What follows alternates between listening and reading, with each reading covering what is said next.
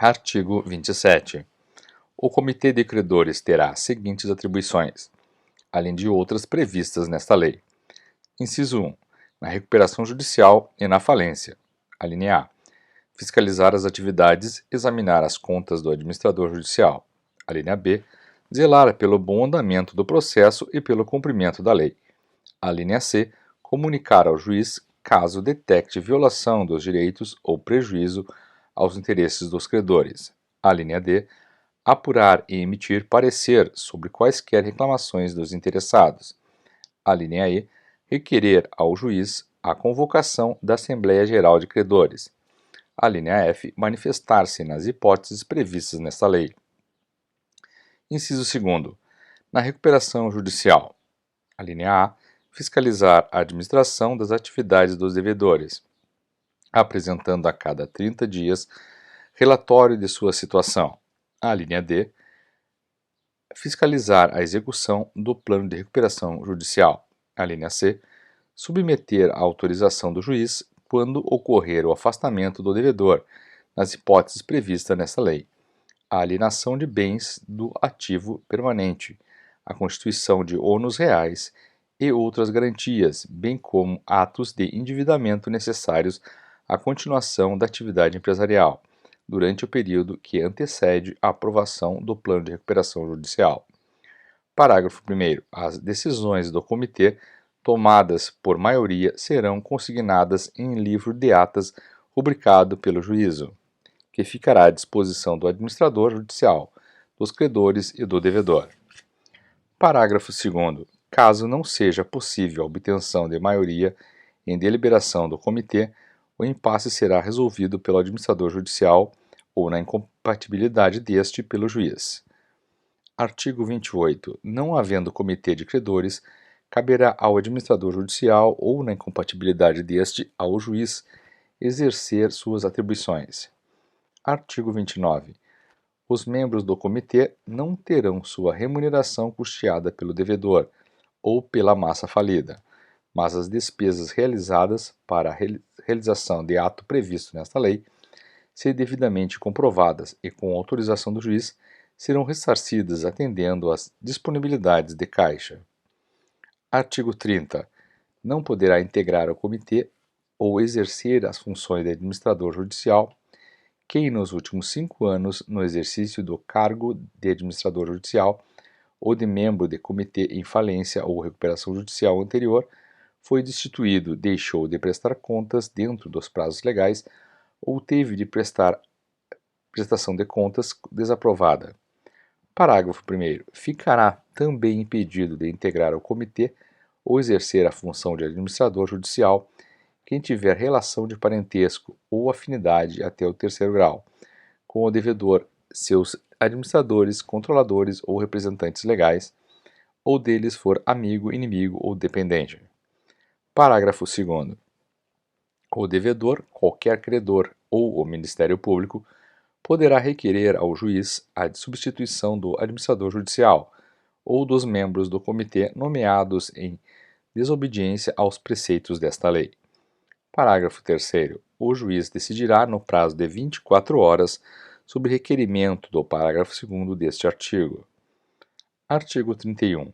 O juiz de ofício ou a requerimento fundamentado de qualquer interessado poderá determinar a destituição do administrador judicial ou de quaisquer dos membros do comitê de credores quando verificar desobediência aos preceitos desta lei, descumprimento de deveres, omissão, negligência ou prática de ato lesivo às atividades do devedor ou a terceiros.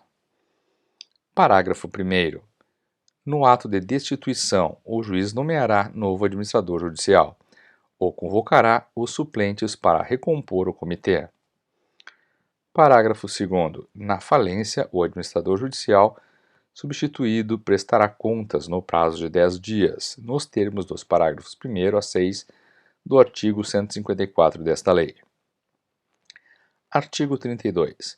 O administrador judicial e os membros do comitê responderão pelos prejuízos causados à massa falida, ao devedor ou aos credores por dolo ou culpa, devendo o dissidente em deliberação do comitê consignar sua discordância em ata para eximir-se da responsabilidade.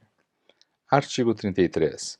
O administrador judicial e os membros do comitê de credores, logo que nomeados, serão intimados pessoalmente para, em 48 horas, assinar na sede do juízo o termo de compromisso de bem e fielmente desempenhar o cargo e assumir todas as responsabilidades a ele inerentes.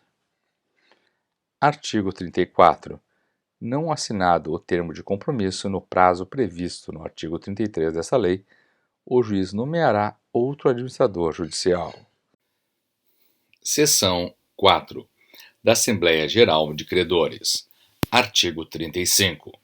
A Assembleia Geral de Credores terá por atribuições deliberar sobre: inciso 1.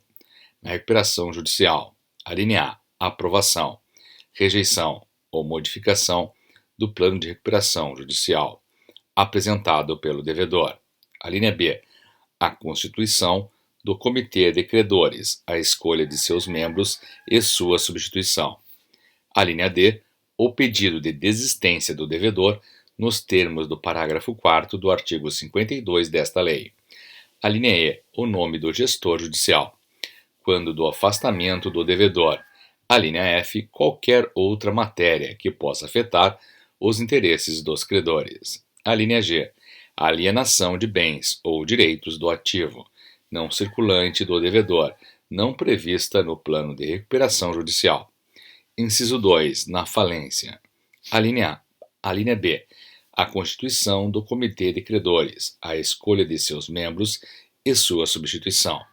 Alínea C. A adoção de outras modalidades de realização do ativo, na forma do artigo 145 desta lei. Alínea D. Qualquer outra matéria que possa afetar os interesses dos credores. Artigo 36. A Assembleia Geral de Credores será convocada pelo juiz por meio de edital publicado no Diário Oficial Eletrônico e disponibilizado no sítio eletrônico do administrador judicial, com antecedência mínima de 15 dias, o qual conterá: inciso 1.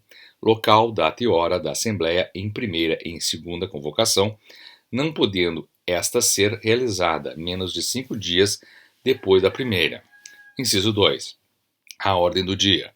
Inciso 3. Local onde os credores poderão, se for o caso, obter cópia do plano de recuperação judicial, a ser submetido à deliberação da Assembleia. Parágrafo 1º. A cópia do aviso de convocação da Assembleia deverá ser afixada de forma ostensiva na sede e filiais do devedor. Parágrafo 2º. Além dos casos expressamente previstos nesta lei, credores que representem no mínimo 25% do valor total dos créditos de uma determinada classe poderão requerer ao juiz a convocação da Assembleia Geral. Parágrafo 3º.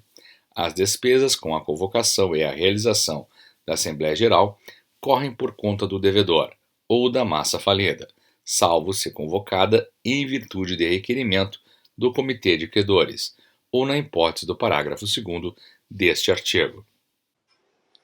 Artigo 37. A Assembleia será presidida pelo administrador judicial, que designará um secretário dentre os credores presentes. Parágrafo 1º. Nas deliberações sobre o afastamento do administrador judicial, ou em outras em que haja incompatibilidade deste, a Assembleia será presidida pelo credor presente que seja titular do maior crédito. Parágrafo 2º. A Assembleia instalar-se-á em primeira convocação, com a presença de credores titulares de mais da metade dos créditos de cada classe, computados pelo valor, e em segunda convocação, com qualquer número. Parágrafo 3º. Para participar da Assembleia, cada credor deverá assinar a lista de presença, que será encerrada no momento da instalação. Parágrafo 4º. O credor poderá ser representado na Assembleia Geral por mandatário ou representante legal, desde que entregue ao administrador judicial até 24 horas antes da data prevista no aviso de convocação documento hábil que comprove seus poderes ou a indicação das folhas dos autos do processo em que se encontra o documento. Parágrafo 5º. Os sindicatos de trabalhadores poderão representar seus associados titulares de créditos derivados da legislação do trabalho ou decorrentes de acidente de trabalho que não comparecerem pessoalmente ou por procurador à Assembleia. Parágrafo 6º.